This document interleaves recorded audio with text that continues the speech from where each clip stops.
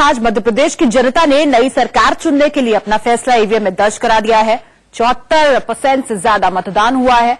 मध्य प्रदेश में शिवराज जहां जीत का चौका लगाने का दावा कर रहे हैं, तो वहीं आपको बता दें कांग्रेस सत्ता के वनवास को खत्म करने की हुंकार भर रही है। लेकिन इन सबके बीच, इन सभी दावों के बीच चुनाव के कुछ दिलचस्प रंग भी कैमरे में कैद हो गए। देखिए सबसे पहले हमारी स्पेशल रिपोर्ट।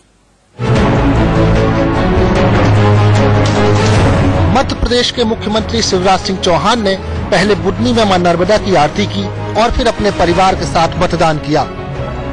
ऊपर वाले का आशीर्वाद लेकर शिवराज जीत का चौका लगाने की उम्मीद में है। इस क्रम में कांग्रेस भी पीछे नहीं है। मध्य प्रदेश कांग्रेस के मुखिया कमलनाथ भी छिंदवाड़ा में सुबह सुबह मंदिर पहुंचे और भगवान का आशीर्वाद लिया। इसके बाद कमलनाथ ने भी अपने परिवार के साथ अपने मताधिकार का इस्तेमाल किया। कांग्रेस और बीजेपी दोनों ने ही जीत का दावा किया है। 100% आत्मविश्वास से भरे हैं और जनता के प्यार और आशीर्वाद के बल पर भारतीय जनता पार्टी चौथी बार सरकार बनाने जा रही है। भारतीय जनता पार्टी ने सब हथकंडे अपनाने का प्रयास किया पर असफल रहेगी। दावे अपनी जगह और चुनाव के रंग अपनी जगह। आइए आपको मध्य प्रदेश के चुनाव के कुछ रंग दिखाते हैं। बीजेपी महासचिव कैलाश विजयवर्गीय रथ पर बैठकर वोट करने आए। किसी राजा की तरह विजयवर्गीय की सवारी जब निकली तो लोग देखते ही रह गए। इस बार विजयवर्गीय के बेटे आकाश चुनाव में किस्मत आजमा रहे हैं। ये तस्वीरें एमपी के बैतूल की हैं। 5 जगहों पर ऐसे पिंक बूथ बनाए गए। साथ ही मतदान करवाने के लिए महिलाओं की ही ड्यूटी लगाई गई। चुनाव आयोग ने एक खास पहल की थी। कई जगह ईवीएम भी खराब हुई, लेकिन कुल मिलाकर चुनाव अच्छे से संपन्न हो गया। नेताओं को अब 11 दिसंबर का इंतजार है। Bureau report, India news. जनता ने तो ईवीएम का बटन दबा दिया है, लेकिन कांग्रेस के बारे में भी बात करनी होगी, क्योंकि कांग्रेस को दरअसल ईवीएम पर भरोसा नहीं है। कांग्रेस ने आशंका इस बात की जताई है कि ईवीएम में कुछ खेल हो सकता है। ये रिपोर्ट देखिए।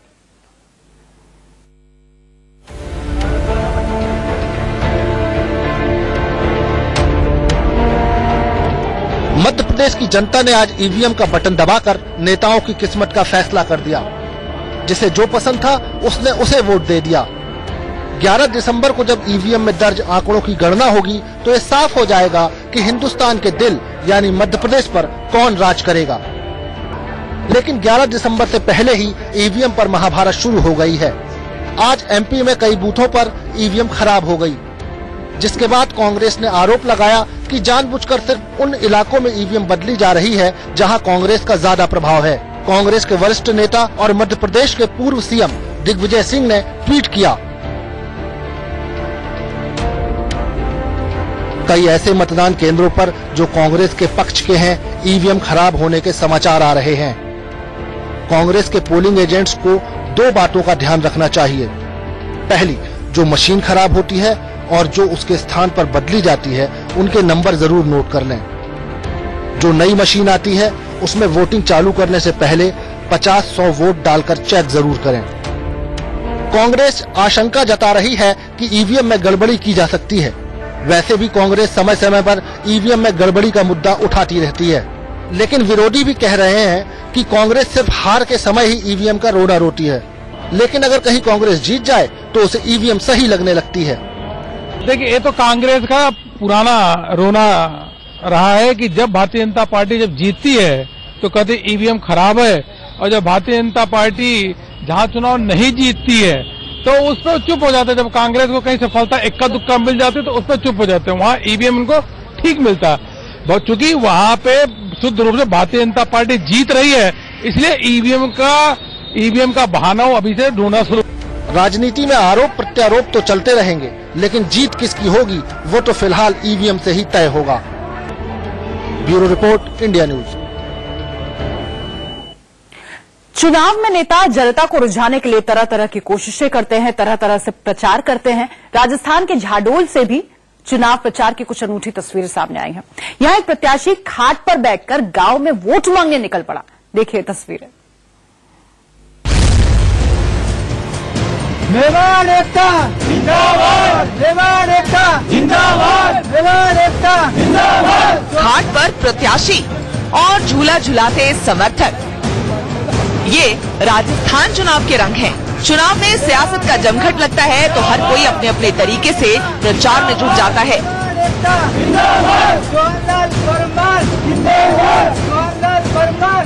ये तस्वीरें आदिवासी बहुल झांडोल विधानसभा क्षेत्र के छाली बोकड़ा गांव की हैं। देखिए कैसे प्रत्याशी के समर्थक उन्हें खाट पर बैठाकर झुला रहे हैं। जो खाट पर बैठा है वो है झांडोल सीट से निर्दलीय उम्मीदवार सोहनलाल परमार। सोहनलाल गांव में जब वोट मांगने निकले तो उनके समर्थक इतने जोश में आ गए कि उन्होंने खटिया पर ही सोहनलाल का सिंहासन जमा दिया और फिर शुरू हुई जय जयकार। गांव वाले पारंपरिक गीत गाते हुए उन्हें गांव में घुमाते रहे। चुनाव में हर प्रत्याशी यही चाहता है कि उसकी तस्वीर मतदाताओं के दिलो दिमाग में बस जाए, इसलिए इस तरह के चुनावी स्टंट किए जाते हैं। जनता किसे सिंहासन पर बिठाएगी और किसकी खटिया खड़ी कर देगी ये तो वक्त ही बताएगा। Bureau report, India news.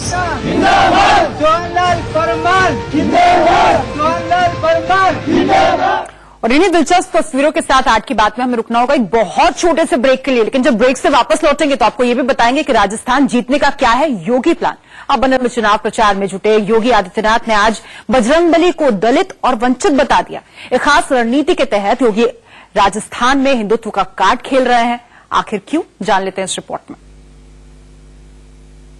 Ganga माता की, गंगा माता की, श्री राम जन्मभूमि की, श्री राम जन्मभूमि की, श्री कृष्ण जन्मभूमि की, श्री कृष्ण जन्मभूमि की।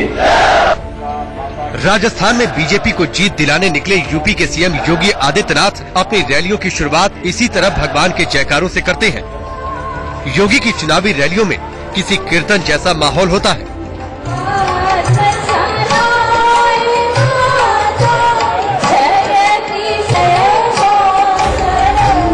मंच पर भजन बजते हैं तो पांडाल में साधु संतों का दरबार सजता है। तीखे बयानों और सभाओं में नारों की गूंज से राजस्थान की सियासत पूरे चरम पर पहुंच रही है। चुनाव के सियासी मैदान में कांग्रेस को पटखनी देकर सत्ता को बरकरार रखने के लिए भाजपा पूरा जोर लगा रही है। योगी के धुआंधार प्रचार ने मरुधरा में सियासी पारा और चढ़ा दिया है। वसुंधरा राजे को दोबारा सीएम पद की शपथ दिलाने के लिए योगी ने मास्टर प्लान तैयार किया है। आइए जरा योगी के मास्टर प्लान को समझते हैं। योगी आदित्यनाथ राजस्थान में उन सीटों पर सबसे ज्यादा रैली कर रहे हैं जहां कांग्रेस ने मुस्लिम प्रत्याशियों को उतारा है। माना जा रहा है कि बीजेपी चुनाव में हिंदुत्व कार्ड खेलते हुए वोटों के ध्रुवीकरण की कोशिश में है और इस कोशिश को सफल बनाने में जुटे हैं योगी। योगी अपने भाषणों में सीधे सीधे हिंदुओं की भावनाओं को साधने की कोशिश कर रहे हैं। जो आप चाहते हैं वे भावनाएं साकार रूप ने, इसलिए एक दीप जरूर जलाएं भगवान राम के नाम पर और पूरे देश के नाम जलाएं, क्योंकि वह काम बहुत जल्दी होगा। SC, ST एक्ट और दलित उत्पीड़न की वारदातों के कारण बीजेपी से नाराज दलितों को लुभाने के लिए भी योगी कोई कसर नहीं छोड़ रहे। योगी ने बजरंगबली को दलित और वंचित बता दिया।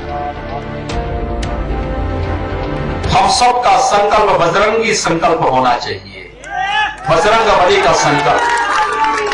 बजरंगबली हमारे भारतीय परंपरा में एक ऐसे लोक देवता है जो स्वयं वनवासी हैं, निर्वासी हैं, दलित हैं, वंचित हैं, सबको लेकर के सभी पूरे भारतीय समुदाय को उत्तर से लेकर दक्षिण तक, पूर्व से पश्चिम तक सबको जोड़ने का कार्य बजरंगबली करते हैं। यानी बीजेपी हिंदुत्व के नाम पर मतदाताओं को रिझाने की कोशिश में जुटी है। योगी ने 2 दिन में 8 विधानसभा सीटों पर चुनावी रैली की। इनमें से 5 सीटों पर कांग्रेस ने मुस्लिम कैंडिडेट उतारे हैं। फतेहपुर सीट पर कांग्रेस के प्रत्याशी हाकम खान और मकराना सीट से कांग्रेस के जाकिर हुसैन चुनावी मैदान में हैं। जैसलमेर के पोखरण सीट पर कांग्रेस ने मुस्लिमों के धर्मगुरु गाजी फकीर के बेटे सालेह मोहम्मद को टिकट दिया है।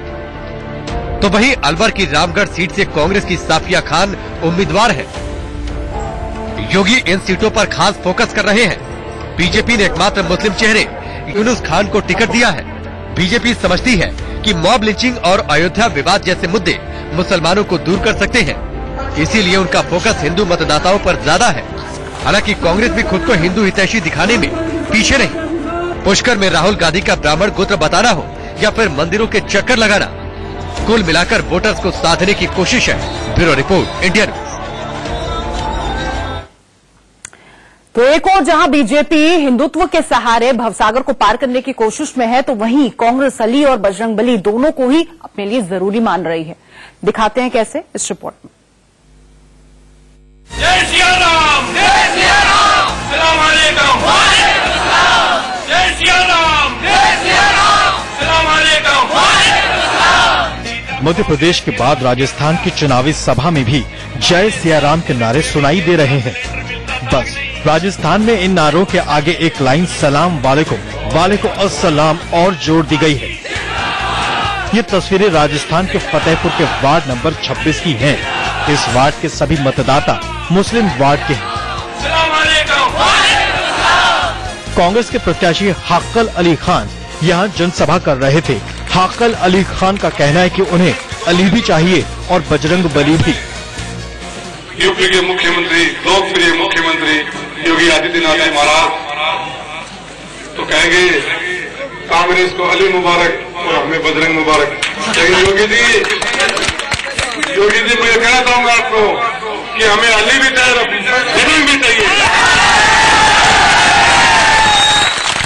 वैसे सवाल योगी और हाक्कल अली खान का नहीं है। सवाल यह है क्योंकि लोकतंत्र के सबसे बड़े पर्व चुनाव को अली और बजरंगबली के नाम पर गढ़ने की कोशिश की जा रही है। Rakesh Gurjar, Fatehpur, India news. और इस रिपोर्ट के साथ हमें रुकना होगा, कुछ पलों के लिए होंगे फौरन हाजिर कुछ और अहम खबरों के साथ। आप बने रहिए इंडिया न्यूज के साथ। ब्रेक के बाद आज की बात में एक बार फिर से आपका स्वागत है। राजस्थान में चुनाव से पहले ही कांग्रेस की अंदरूनी कलह भी सतह पर आ गई है। यूं तो सचिन पायलट और अशोक गहलोत की तकरार किसी से भी छिपी नहीं है, लेकिन अब दोनों के समर्थक ही एक दूसरे पर जमकर लात घूसों की बरसात कर रहे हैं। देखिए।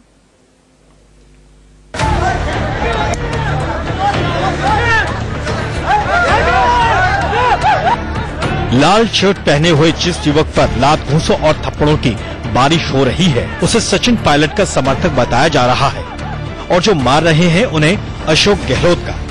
गहलोत के समर्थकों को ये गुस्सा इसलिए फूटा क्योंकि राजस्थान कांग्रेस के अध्यक्ष सचिन पायलट के कुछ समर्थकों ने गहलोत के सामने ही पायलट जिंदाबाद के नारे लगा दिए। पर फिर क्या था, गहलोत के समर्थक भड़क गए और फिर जो हुआ वो आपके सामने है।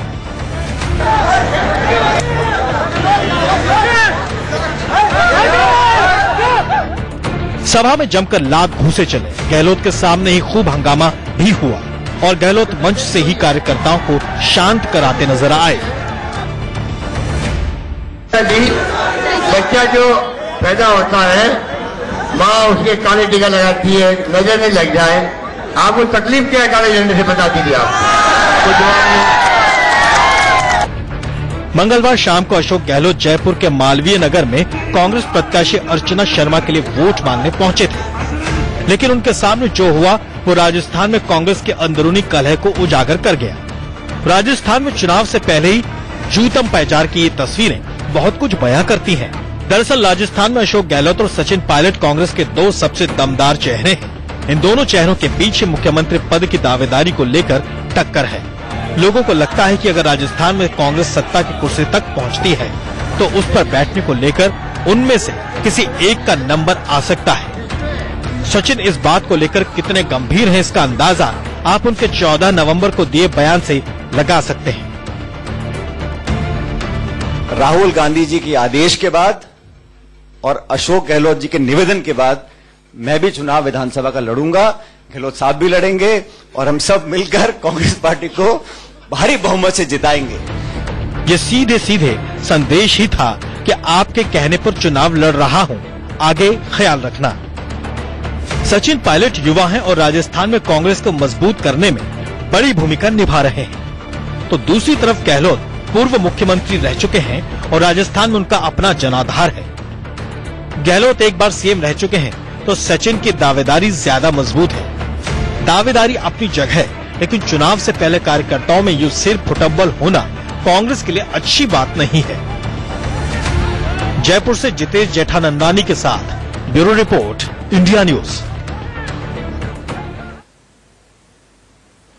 और अब खबरों का सबसे दिलचस्प विश्लेषण देखने के लिए चलते हैं वाह वाह।